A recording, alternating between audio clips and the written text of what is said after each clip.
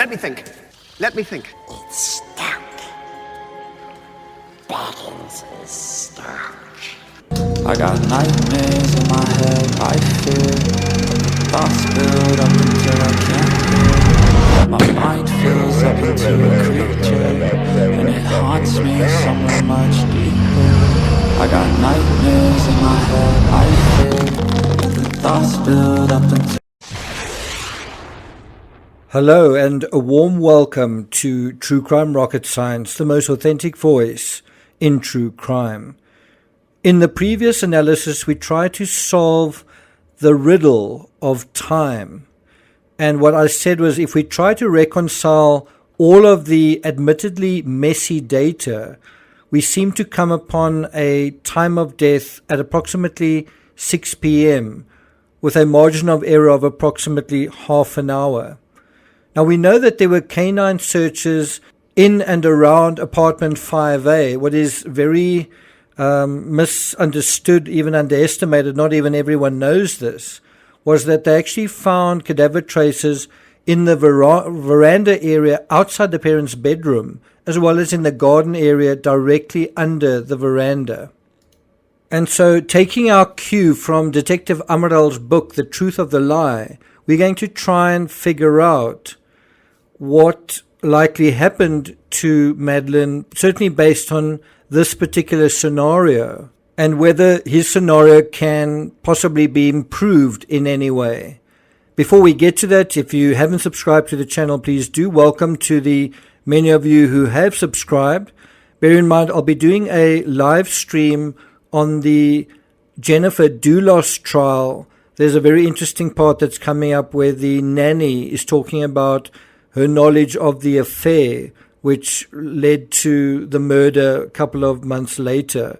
So I'll be covering that at 3 p.m. UK time, that is 10 a.m. Eastern. If you're finding this analysis worthwhile, please like, share, leave a comment. You can also hit the thanks button, and let's get started. So, do you agree part of this analysis is simply asking a question, where? And as I say, we're framing this question within the scenario that Detective Amaral has provided.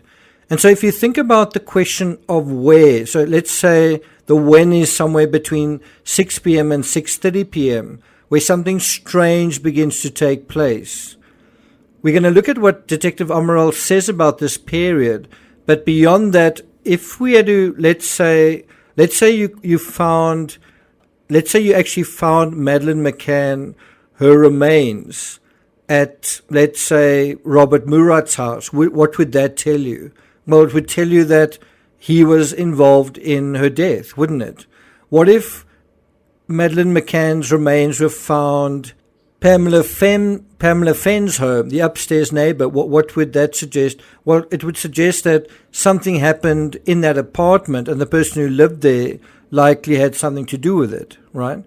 And so, in the absence of a cadaver, if you have cadaver remains in a particular place, what is that going to likely be telling you? In any event, if we go to The Truth of the Lie, Amaral writes, let's note that at 7 p.m., the last person to see Maddie, apart from her parents, is David Payne. Then he says, there's a whole other version of that late afternoon, that of Fiona Payne. According to her, Jerry was not playing tennis, but was in the apartment with Kate and the children. Apparently, she accompanied her husband when he went to the McCann's apartment. Who is telling the truth? The photos taken on the terrace of the Paraiso prove that Fiona, her friends, and their children left the restaurant 15 minutes after the men's departure, one of them, David. What do these easily discernible contradictions signify? Now, to take this whole idea of where tells you something about who, in the JonBenet Ramsey case, a child that has a well-documented issue with sleeping and she struggles with insomnia, suddenly on the night of her death, she's zonked out, as JonBenet's mother put it. Even though it's Christmas when most children won't settle down, won't go to bed, often get a little bit of a break and they get additional playtime, well, JonBenet is totally exhausted and goes to bed early. and without incident. Well, exactly the same story is given for Madeleine. The way Kate tells it, Madeleine was in bed before her siblings and perhaps asleep before them as well. So is that where Madeleine died? But I suspect, like John Bonet, Madeleine never even went to bed. She was never in bed on the night of her death at all. Why do I say that? Well, because I suspect she died some hours before bedtime. If we go back to Detective Amaral and what he says under a section, Fingerprints on the Window, he says the following. We explain the theory of an accident. The child's death must have resulted from a fall behind the sofa where the dogs marked the odors of cadaver and blood.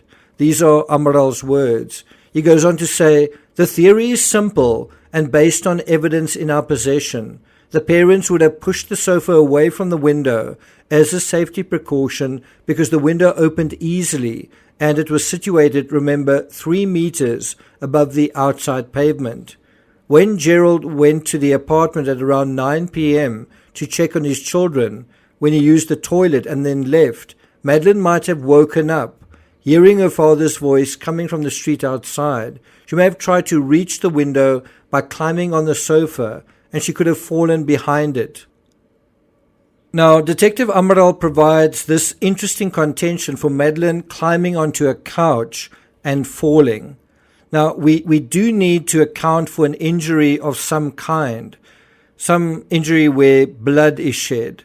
But I think the evidence shows a far more serious fall than and from a greater height than the one that he imagines.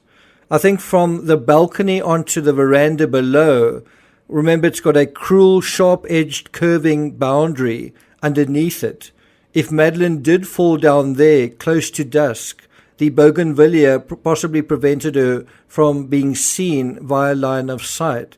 Now, although Amaral's contention kind of makes sense of a fall just in terms of the evidence, he doesn't make any explanation for the evidence found in this particular area. Now, for fans of the overdose theory, if Madeleine went to sleep and expired in her bed, then there would be cadaver traces in her bed. Are there?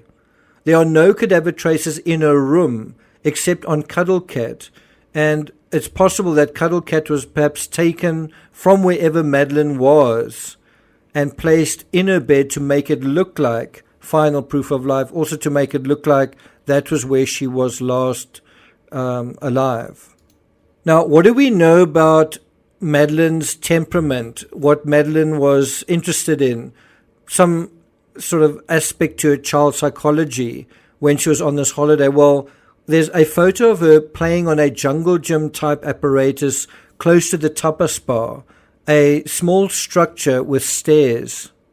If you look at the apartment 5A, the veranda area, and you think of it with its bars and stairs, and these are quite low areas, easy for a small child to climb up on, maybe Madeleine thought of it as a playground as well and climbed on these. If so, and if this is where she fell, perhaps there were attempts to resuscitate her inside the apartment, and that may explain the traces found under the tiles and near the couch. Now, curiously, if Madeleine disappeared from Praia de Luz, you would expect traces of her to have remained, especially in her bed or on Cuddle Cat or on her pillow, in her clothing, on her hairbrush, on her toothbrush. In fact, apparently no trace of Madeleine's DNA was ever found in Portugal, and the DNA recovered from the rented Renault Scenic was only apparently an 88% match. That's according to some accounts. And even this was written off to be the DNA of her siblings rather than Madeleine herself. Let me reiterate. In other words, evidence of Madeleine's existence seemed to have disappeared along with Madeleine herself. Now, just as the suspicious part isn't so much where Madeleine went missing, but the likelihood that it wasn't from her bedroom or through the bedroom window, and the suspicious part isn't so much Madeleine disappearing, but traces of her disappearing as well. I think the most suspicious part of the timeline isn't when, but all the smoke and mirrors that seem to appear around the when. taken together, is this agglomeration of uncertainty around where, what, and when, is that a sign of an abduction or signs of staging? What do you think? Thank you for listening, and I'll see you guys next time.